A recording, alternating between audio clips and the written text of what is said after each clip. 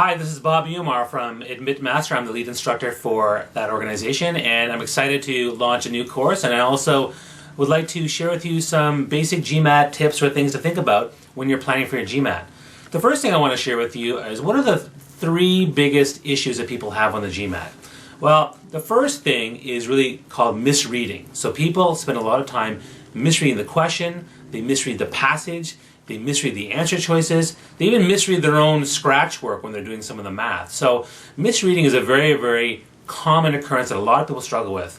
And it's important for you to be quick about it, but also you want to make sure that you read everything carefully, because the GMAT test makers are there to exploit that in a way that's going to trick you. So make sure you don't misread any parts of the GMAT. The second big issue that a lot of people have is computational error. So often, this is mostly with math, but basically you're doing computations and all of a sudden you'll be like 2 to the power of 3 and you'll say, oh, that's 6 and instead of 8, and you're like, oops, and you don't even know you're doing it because you're going so fast. So computational error comes up a lot. It happens to everybody no matter how good you are. The key is to, again, always be careful with your scratch work. Make sure you are clear with how you put it together. Be very organized.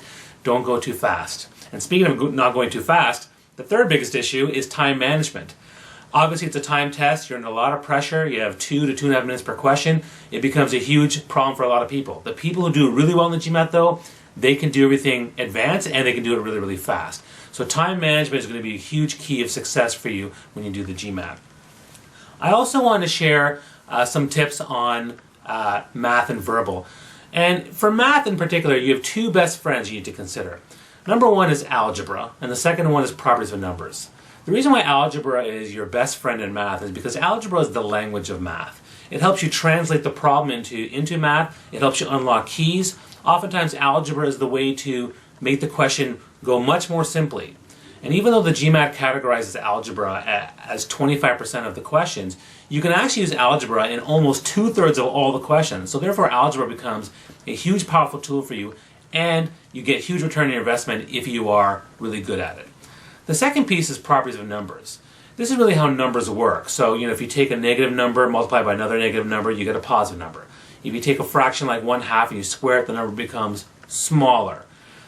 It's this type of stuff how numbers work. And if algebra is the language of math, properties of numbers is how numbers is basically the letters and words of math. It's how numbers work. And oftentimes for a question that looks like it'll take like 10 minutes to do, properties of numbers is the key to unlocking it and doing it in sometimes less than a minute. So make sure you really understand the properties of all numbers when it comes to the GMAT. When it comes to the verbal section, the two things that I would share with you that are really important. Number one is context. Every time you read anything, whether it's a reading comprehension passage or a sentence correction sentence or a critical reasoning passage, it's important for you to understand everything they're giving to you in context. The context will actually help you understand what's going on, and when they refer back to a piece of the passage, you'll know the context of which the question is really referring to.